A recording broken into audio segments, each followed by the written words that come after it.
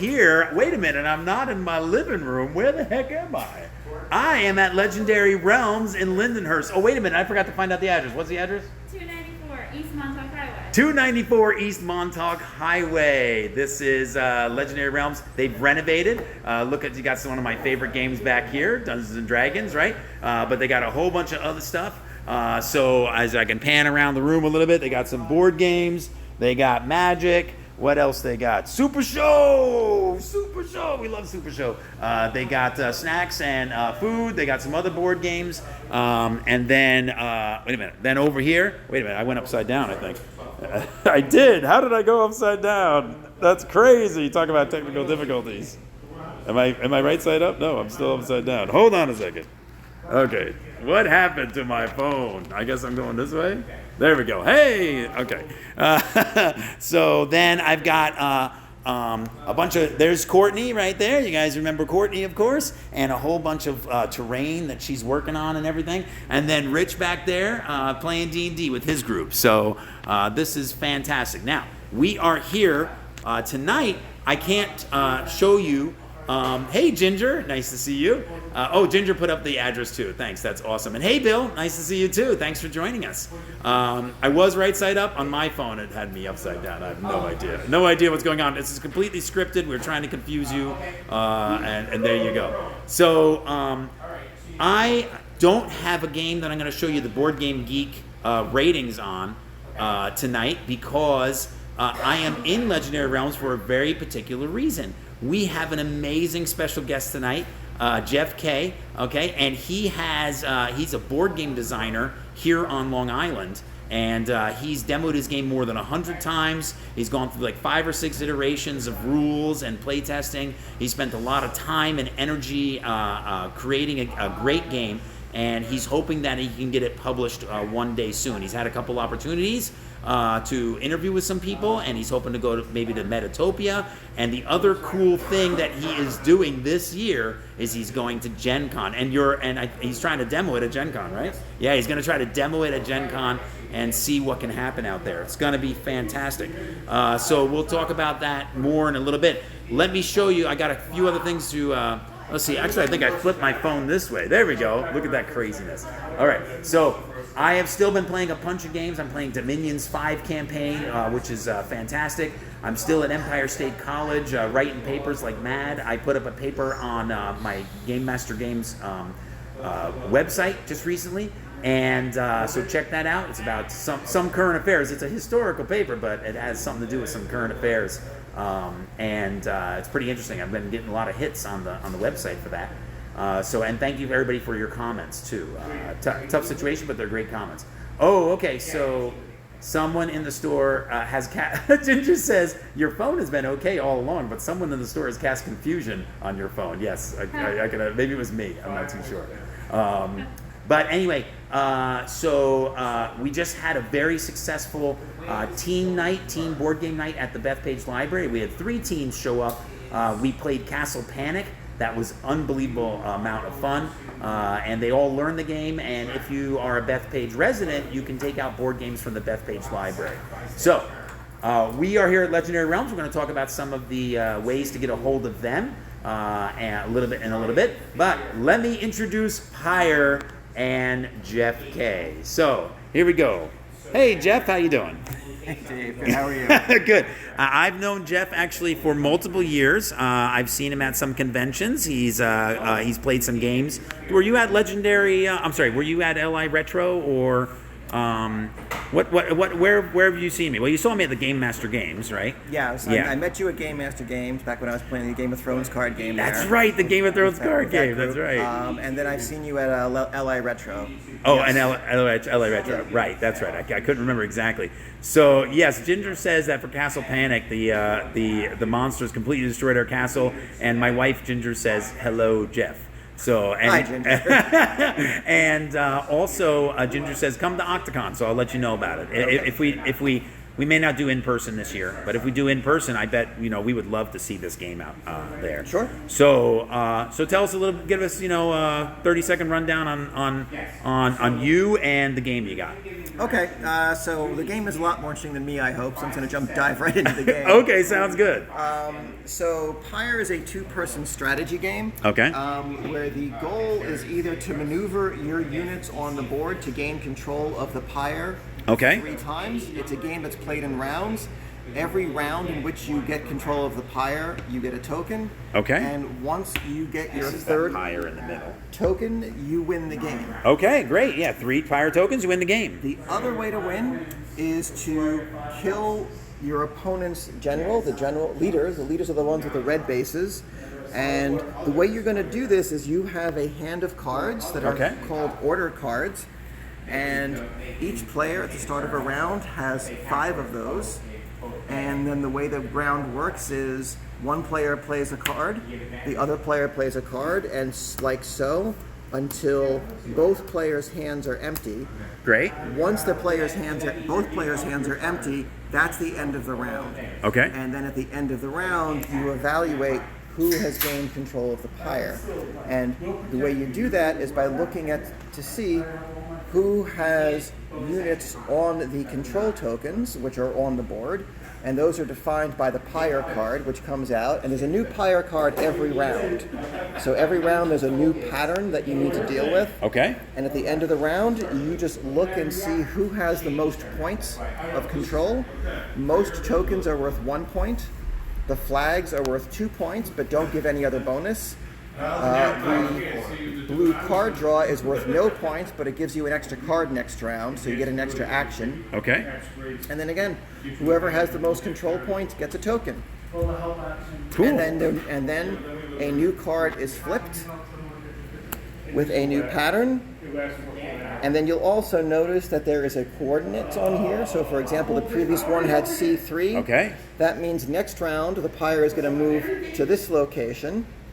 By the way, you can see the numbers and the letters like on the side, like a chessboard might have it. Yep. Yes. And then this new pattern forms around this Pyre. I see. Yeah, yeah. And then it tells you also where the future Pyre is going to go, which in this case is D4, which is actually the center of the board. So he's putting the die down to show that next turn, this one is going to move over there. So there's a fair amount of strategy, like in positioning your pieces. And by the way, tell me if I'm wrong, Jeff. Fair amount of strategy positioning your pieces for this turn to get those points, right? We showed some of the points right here. Yep. But also, since you know where the Pyre is going to be next turn, you might want to position for next turn. You know where it's going to be next turn, but you don't know what the pattern is going to be. Oh, interesting. Okay. Oh, wait a minute. Maybe I misunderstood from the thing. So actually, the locations of these tokens change every round as well. Correct. So if you look, this. And that's the pattern here. So okay. Every card shows you the current pattern, but the future location. Okay, I see what you're saying. Neat. Okay, and then there's another round. How many rounds does the game generally go, do you think? Typically, it goes between 3 and 5 rounds. Okay. And there's a fair mix between how often someone wins by controlling the Pyre 3 times and how often someone wins by killing their opposing general. Okay, all right, interesting. And different teams can be created for different goals. So for example, there are 12 unique units I've created for the game. Okay. But in any game, you're never going to see more than 8. Oh, right. Because there's a draft, and each player is going to choose which 4 units are going to be on their team. And then which leader. There are also 3 unique leaders. Right. So now do you think like the drafting mechanic is going to be so advanced? Every single game is going to be completely different depending on who you sit down and play with. Yes. Do you think, just out of curiosity, I'm assuming you will, if we get this into production and you manufacture it, you're going to have like a starter game, right? You're going to like say choose this leader, choose these things, put them in this position, maybe something like that. Exactly, and that's actually what I've set up here. Okay, I've set up 2 recommended starting teams. Great. This one with the black tokens is really designed toward attacking the opposing leader and doing damage to him. Okay. Whereas this team is designed more towards controlling the board and moving around flexibly to get control of the Pyre. Okay, So interesting. they both have a different focus. So you could almost like in a Magic draft, you could make a different team every time you play. That's how it usually works, because often you'll pick your units based on what your opponent has picked. Okay. Because there are definitely counters. Okay. They're not hard counters, but they're Right. what we call soft counters. Right. That just tend to perform a little bit better against other units. Right. Very interesting. I said to Jeff that there's so many layers of strategy to this game, and we haven't even gotten to like what the characters can do. And these awesome cards, these maneuver cards, they're unbelievable. They're so unique. But I'm like, wow, this is a pretty strategic game. But I think that once you play it 3 or 4 times, I'm sure you get the hang of it. It's not overly strategic where you're not going to be able to play. I think he ran me through the game a little bit before I played, and I understood the concept, and I'm really liking it. So that's great. So cool. You want to show us a little bit about how to do like a turn? Sure, we'll go through a sample turn. So first one player has initiative. Let's just say I have initiative. Okay. Let me move these off the board. So again, I'll have a hand of 5 cards. So I'm going to say, okay, I'm going to play one of my maneuver cards. And what's interesting about your purple deck, which again I call the orders, is there's 15 cards in it. 9 of them are the same in both of our decks. Okay. And those are the maneuver cards. Everyone has the same 9 maneuver cards. Maneuver cards, you'll see, have the infinity symbols. They can order any one of your units. Okay, they can be used for any unit, right? Yes, Got including your leader. it. Okay. So this one, for example, lets say I wanted to order my soldier right here. This card would either let me move here, here, here, or here using these solid circles, which mean that's just a regular move. Yeah, the black dots there, the solid circles. So Yeah. I can Okay. move here with it. The swords mean I can attack a unit in one of those diagonal locations. I Okay. don't move. So let's say, for example, That's if all right. you had your ranger here, I could use this card to attack your ranger and do a damage to it. Okay. Interesting. And then you'll see that And that's each this card, little symbol right down here. That's Yep. the sword symbol, right? Correct. Okay, great. And you'll see every unit has a different amount of health that it takes, and that's how see it much over damage here. it can take before it dies. There's my leader with 10. And you can see 3 and 4. Okay, great. So, and then these hollow circles, these open circles, are a jump, meaning that you can actually jump over other units. So let's just pretend that my shadow is here. I could use that hollow circle to jump over it. So you can jump over a friendly unit, an opposing unit, or even the Pyre if you wanted to. Okay. Using the open circle. Interesting. So those are my options right there. So let's say I just want to move here, and I want to take control of that point. That coin now means I have 1 control point toward the Pyre. Okay. And if I'm still on it at the end of the round, I'll also get a coin, Okay. which lets you buy new cards and Go back to recruit units this. back. You can see that right there. 1 point of fire. If you gain control, you get 1 point. And it's important to understand that with these control points, they're only evaluated at the end of the round. After you play all 5 cards for that Right. round. Yep. So it doesn't matter that I'm on it now. I need to be on it at the end of the round for it Right. to count. So there's a chess-like element to this where you got to move your pieces into a very strategic position, and then there's a ton of strategy and thinking about it, and then trying to think ahead too, the next turn or the next round after you've completed all 5 cards. Right. And you told me that you have the initiative, so you would go first, and then I would go, and then you would go until we've used all 5 cards. Correct. Yeah. Now, the other interesting thing that you have is this yellow deck. Right. This is the tactics deck. Okay. And this is, I think, what's one of the most unique things about this game. Okay. You start with 1 free. So let's say I started out with Fireball. Okay. Already you know it's called Fireball. Can I see it's that one? a powerful card. Right, yeah, Fireball. For those of you that have ever played D&D, we know Fireball's a powerful card. There you go. Now you see it's got the wizard's icon. Okay. Which means it can only be used by the wizard. Okay. Which means, for example, if my wizard was dead, I you can't use the Fireball now. unless I bring my wizard back, which costs gold. Oh, and that's one of the reasons to get gold is to bring back characters. Okay. Exactly. But since the yellow cards are so powerful, you can't just play it. They don't go into your hand.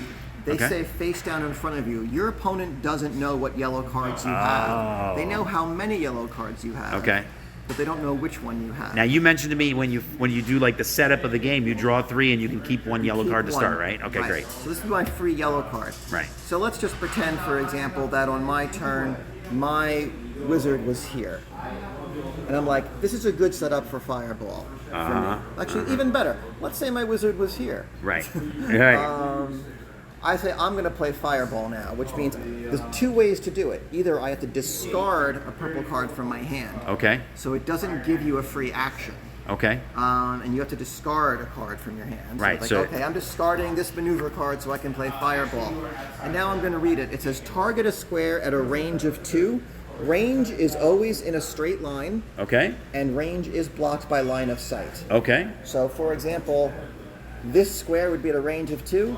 But I couldn't target it because your knight's in the way. Got it. Because it's blocking line of sight. Got it. However, as it happens, I can target the square right where my your leader is. Right. And I say, okay, you target a square at a range of 2 for 3 damage. So this would take 3 damage. Ouch! And then each I'm at 10. I go to 7. And then each surrounding square for 1 damage. Oh, so your my knight would go to 4. And your knight would each take 1 damage. Oh wow. So that's kind of on the scale that the yellow tactics cards are. Right. They are game-defining cards that you build a strategy around. And I noticed in just talking to Jeff and having him run through this, and then looking at the purple card deck. There's a lot of cards in this purple card deck, and he showed me that also each one of your characters has a special card that goes into the deck that you've built, depending on your draft. But then there is a ton of yellow cards. And they do all sorts of really neat stuff here, right? We don't have time to go through all of them, of course, because this is just our show is just a basic overview of this, right?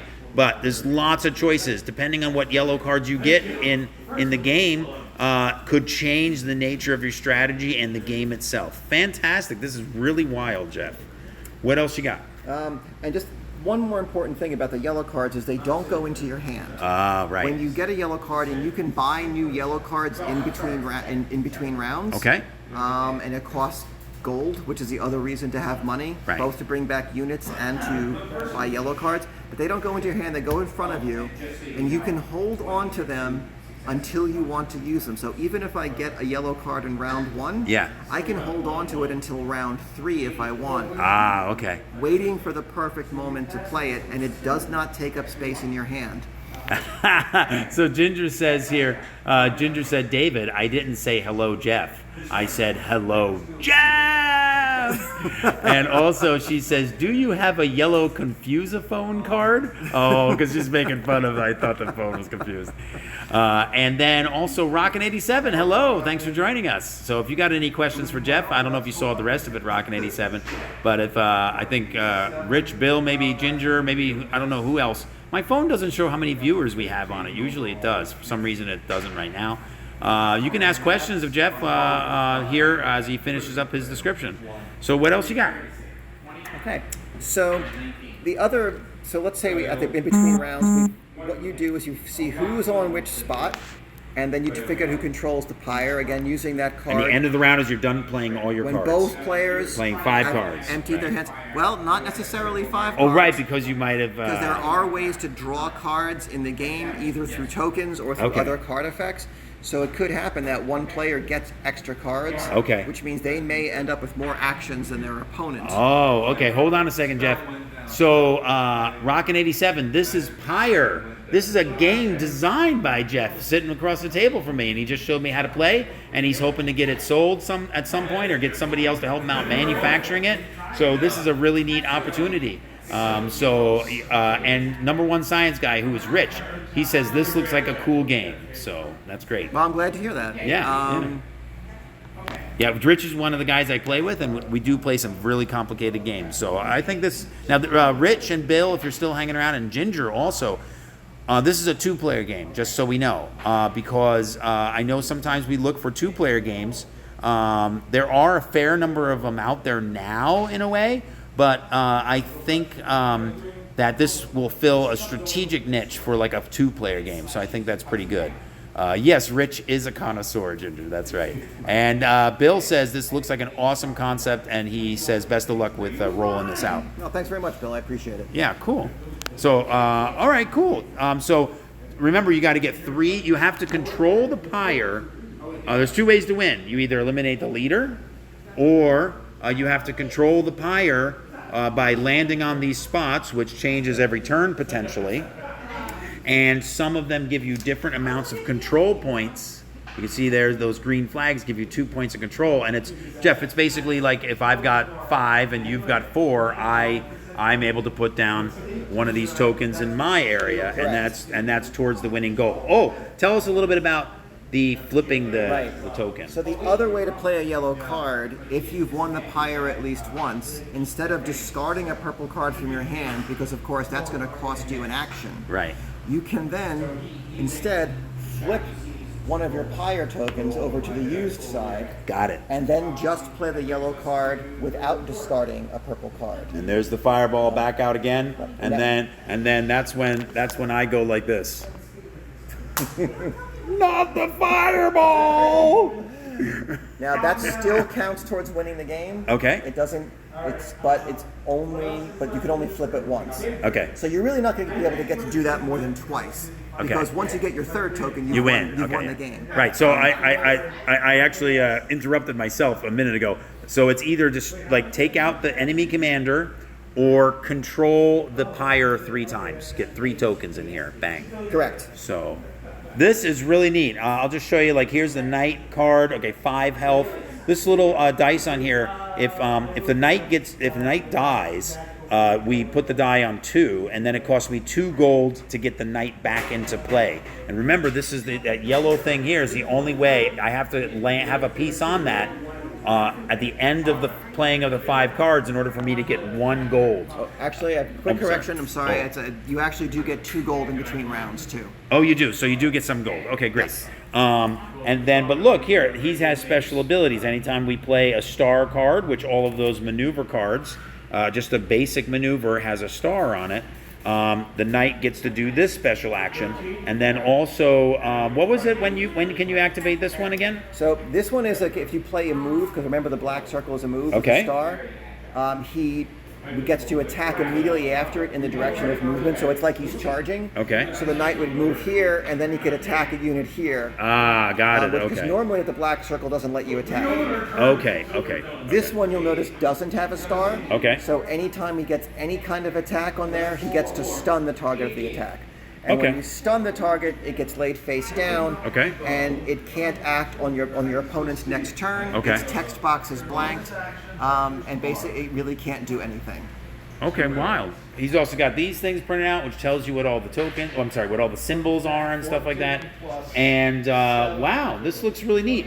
So I was going to mention at the beginning, I forgot to. So Pyre is basically a 2-player, card-driven, semi-abstract game with a fantasy theme. That's basically the bottom line. Jeff has demoed this about 100 times. And he's got a Discord channel and a blog, okay? So, and we mentioned he's going to Gen Con. And like I said, the game has a lot of replayability. It's got some advanced game mechanics you don't have to play with initially. I really think that the units being drafted, once you're experienced with the game and drafting the units is an amazing concept. So what about your blog? How can people find you, Jeff? Okay, the easy way to contact me is through Board Game Geek. My username is Jeff K, all one word, just JEFFK. Great. I've just started my Pyre blog on there, and if anyone wants to hop into my Discord channel, they can send me a direct message on Board Game Geek, and I'll send them a link. Awesome. That's really great. And so, Jeff, we really want to thank you for coming out here to Legendary Realms and being on the Game Master Dave's live show with your game, Pyre. Make sure you grab the Pyre. Cool. That's awesome, Jeff. Anything else? Nope, thank you very much for having me, Dave. I appreciate it. You're more than welcome. All right, and then, of course, we've got our little advertisements here. You can reach me at, and also, if you didn't catch that, Jeff K on BoardGameGeek.com. So if you don't remember that or whatever, it's okay. Contact me, okay? I can get you in contact with him. There's our phone number, my email, my Facebook. 3 stores we like to support on Long Island: Cosmic Comics and Games in in Baldwin. Legendary Realms. Hey, we're right here, Legendary Realms. There's the address too, so you can pause this, and their phone number if you want to check out their phone number. Also, Main Street Board Game Cafe. There's my blog, Ginger's Business, of course. She's getting real busy this summer. And then here's Legendary Realms. Here's how you can get a hold of Legendary Realms. Search for Legendary Realms Games on Facebook. And they also have an Instagram, which they post on regularly about all of their events. So I just wrote this one in here, but on their Instagram, it's at Legendary Realms Games. Okay? So Legendary Realms Games on Facebook, Legendary Realms Games on Instagram. They are redoing their website, so at some point I'll add this to the sheet and we'll put that up. And then, of course, you can find this video soon. Maybe tonight, probably not. More like tomorrow or the next day. You can find this video up on my YouTube channel, Game Master Dave. I've also got the Patreon, Twitter, my Instagram too, and of course you're watching on GMG Twitch. And there's my Board Game Geek name, GMG Dave. And don't forget, you can meet Jeff K on GMG. Thanks, Jeff. Have a great night. Thank you, Dave. Thank you. Okay, with that said, thanks everybody for joining us on another Game Master Game Master Dave's live show. Thank you to Courtney and Rich, who are both here, for letting us use Legendary Realms. We really appreciate it. Give yourself 100 experience points. And here's something interesting. If in the future you buy Pyre, maybe a year, 2, 3 from now, whenever it's available, I'm telling you, I'm gonna give you 1,000 experience points.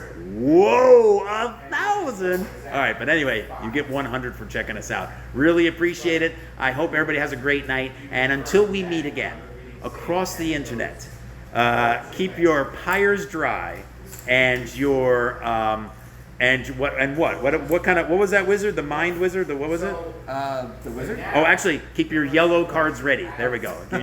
Keep your pyre dry, your yellow cards ready. And what are we keeping strong? What's one of the best pieces in the game? They're all great. Oh, they're all great. Okay, keep the the assassin? Keep the assassin strong. Have a great night, everybody. Take care. No, just hold on a second.